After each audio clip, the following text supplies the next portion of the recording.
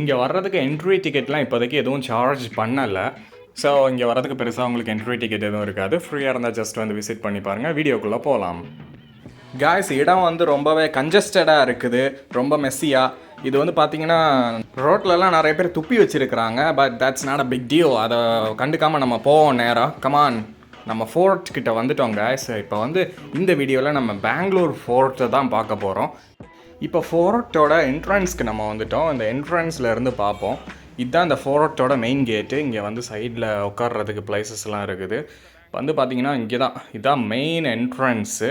இங்கே வந்து லைக் இந்த டிசைன்ஸ் எல்லாம் போட்டு கொஞ்சம் இந்த ஓல்டு ஆர்கிடெக்சரல் ஸ்டைலில் கட்டியிருக்கிறாங்க. இதை கெட்டினது வந்து பார்த்திங்கன்னா யாருன்னு நான் சொல்கிறேன். அதுக்கு முன்னாடி நீங்கள் இந்த சேனலை ஃபர்ஸ்ட் டைம் பார்க்குறீங்கன்னா மறக்காமல் சப்ஸ்கிரைப் பண்ணுங்கள். அப்போ தான் நான் அடிக்கடி போடுற வீடியோஸ் உங்களுக்கு வரும். அதுக்கப்புறம் எனக்கு நீங்கள் கான்ஸ்டண்ட்டாக ஃபாலோ பண்ணிங்கன்னா இது மாதிரி நான் போகிற எல்லா இடத்துக்கும் உங்களை கூட்டிகிட்டு போவேன். ஓகே, இதுக்கு மேலே நான் டைம் வேஸ்ட் பண்ண விரும்பலை காய்ஸ். உள்ளே போய் எல்லா கார்னர்ஸையும் சுற்றி பார்ப்போம். இது வந்து ஒரு பெரிய ஹியூஜான ஒரு ஹியூமங்கஸான ஒரு கதவு. அது பக்கத்தில் ஒரு சின்ன ஜெயில் மாதிரி இருக்குது, ஒரு சின்ன ப்ரிசன் மாதிரி. இந்த கதவு பார்த்திங்கன்னா வுட்லே செய்யப்பட்டது, மரத்திலே செய்யப்பட்ட ஒரு ஹியூஜான ஒரு என்ட்ரன்ஸு கேட்டு. இது வந்து பார்த்திங்கன்னா அந்த காலத்தில் ரொம்பவே ஆசமாக செஞ்சுருக்கிறாங்க. இங்கே பார்த்திங்கன்னா இங்கே ஒரு சின்ன கோயில் இருக்குது. இது இந்த ஃபோர்ட்டோட என்ட்ரன்ஸில் இருக்குது. அப்புறம் பார்த்திங்கன்னா இங்கே சின்ன ஒரு சேம்பர் இருக்குது. அதையும் டோர் போட்டு அடைச்சி வச்சுருக்கிறாங்க. நம்ம இந்த சைடு தான் போக போகிறோம். இந்த ஃபோர்ட்டில் வந்து ஆக்சுவலி அன்ஃபார்ச்சுனேட்லி நம்மளை வந்து மேலே ஏற விடலை. என்னன்னு தெரில, மேலே ஏறுறதுக்கு அலௌடு கிடையாது. இப்போ வந்து பெர்மிஷன் எதுவுமே இல்லை. அதனால் வந்து நம்மளால் மேலே ஏறி பார்க்க முடியாது. மற்றபடி பார்த்திங்கன்னா இப்போ வந்து கொஞ்ச காலமாகவே யாரையும் மேலே ஏற விடுறதில்லைன்னு சொல்லிகிட்டு இருந்தாங்க. அப்படி இல்லைன்னா மேலே ஏறி உங்களுக்கு சுற்றி காட்டியிருக்கேன். இங்கே பார்த்தீங்கன்னா இப்போ இந்த இடம் வந்து இங்கே ஒரு செக்யூரிட்டி கார்டு நிற்கிற இடம், காவலாளி நிற்கிற இடம். இங்கே வந்து பார்த்திங்கன்னா இந்த கேண்டில் லைட் பற்ற வைக்கிறதுக்கு. ஓகே, இது நம்ம மெயின் என்ட்ரன்ஸ்லேருந்து நம்ம உள்ளே வந்துட்டோம். உள்ளே வந்து பார்த்திங்கன்னா இந்த சைட்லாம் பார்த்திங்கன்னா ஒரு பார்க் மாதிரி அப்படியே டிசைனில் இருக்குது.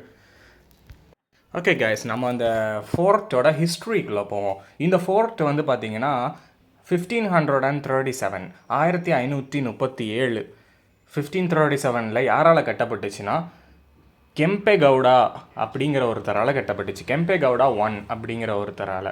அதுக்கப்புறம் பார்த்தீங்கன்னா இந்த ஃபோர்ட் வந்து 1673 to 1704, அதாவது 1673 to 1704 வரை சிக்காதேவ ராய ஓடியார் அப்படிங்கிற ஒருத்தரோட கண்ட்ரோலில் இருந்ததாக சொல்லப்படுது.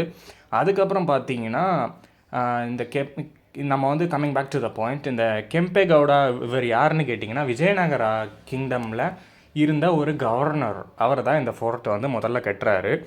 அதுக்கப்புறம் பார்த்தீங்கன்னா இந்த நாட் ஓன்லி திஸ், அந்த கெம்பே கவுடா அப்படிங்கிறவர் வந்து பெங்களூரோட டெவலப்மெண்ட்டுக்காக நிறைய கான்ட்ரிபியூட் பண்ணதாக சொல்லப்பட்டிருக்கு. எப்போன்னு பார்த்தீங்கன்னா 16th century 16ஆம் நூற்றாண்டில் செய்யப்பட்டதாக சொல்லப்படுது.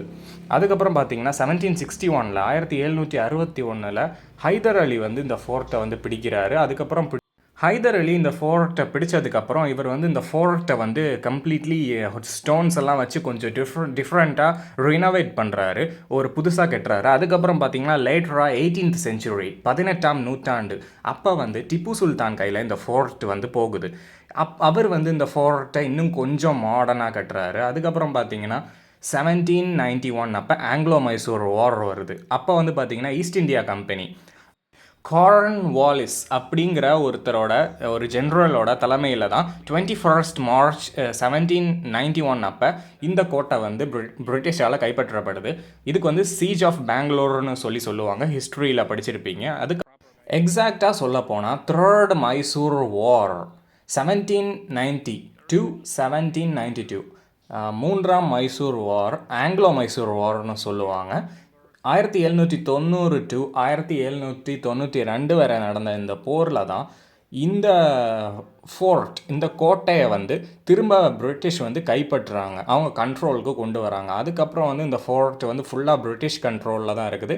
பிரிட்டிஷ் ஈஸ்ட் இந்தியா கம்பெனி வந்து இந்த ஃபோர்ட்டை வந்து அவங்க வெப்பன்ஸ் எல்லாம் ஸ்டோர் பண்ணி வைக்கிறதுக்கும், அதுக்கப்புறம் பார்த்திங்கன்னா weapon storage, not only that, அதுக்கப்புறம் வந்து ப்ரிசனர்ஸை பிடிச்சி வைக்கிறதுக்காக இருக்கட்டும், அதுக்கு தான் இப்போ நான் காட்டுற ஜெயிலெல்லாம் இந்த சின்ன சின்ன சேம்பர்ஸ் எல்லாம் வச்சுருக்கிறாங்க. அதுக்கப்புறம் இந்த ஃபோர்ட்டை வந்து மெயினாக இங்கே இருந்து ஸ்ரீரங்கப்பட்னா, டிப்பு சுல்தானோட கேபிட்டல் அட்டாக் பண்ணுறதுக்காக இந்த ஃபோர்ட்டை வந்து ஒரு ஸ்ட்ராட்டஜிக் பேஸாக அவங்க யூஸ் பண்ணாங்க. இங்கே இருந்துட்டு தான் எப்படி ஸ்ரீரங்கப்பட்டினத்தை அட்டாக் பண்ணலாம் அப்படிங்கிற ஒரு பிளானையும் பிரிட்டிஷ் இங்கே இருந்து தான் தீட்டுனாங்க. ஸோ அதுக்காக மெயினாக அந்த ஃபோர்ட்டை வந்து பிரிட்டிஷ் வந்து கேப்சர் பண்ணாங்க. அதுக்கப்புறம் பிரிட்டிஷ் கண்ட்ரோலில் இந்த ஃபோர்ட் இருந்துச்சு. இதுதான் இந்த ஃபோர்ட்டோட ஒரு சின்ன history guys. Alright guys, that's it for today's video. இந்த வீடியோ உங்களுக்கு பிடிச்சிருக்கும்னு நினைக்கிறேன். இது வந்து ஒரு சின்ன ஃபோர்ட்டு தான், ஜஸ்ட் பெங்களூர் கிட்ட இருந்தனால வந்து விசிட் பண்ணோம். லைக் பண்ணுங்கள், ஷேர் பண்ணுங்கள், சப்ஸ்கிரைப் பண்ணுங்கள். இன்னொரு வீடியோவில் நான் உங்களை சந்திக்கிறேன். பாய் பாய்.